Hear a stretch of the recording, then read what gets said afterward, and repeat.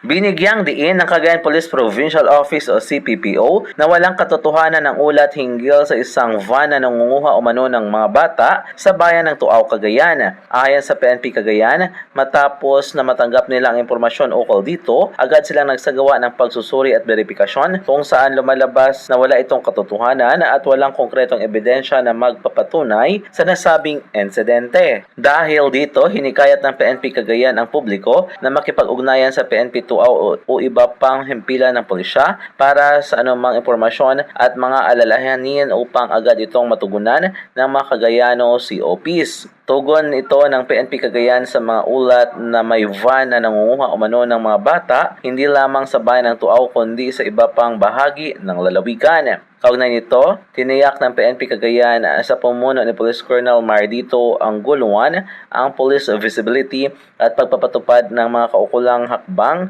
para sa pagpapanatili ng kaayusan at kapayapaan sa buong probinsya. Ayon kay Angguluan, mananatili ang Cagayan COPs na tagapagbigay ng tamang impormasyon at katuwang ng mga mamamayan sa pangangalaga sa seguridad at kapayapaan.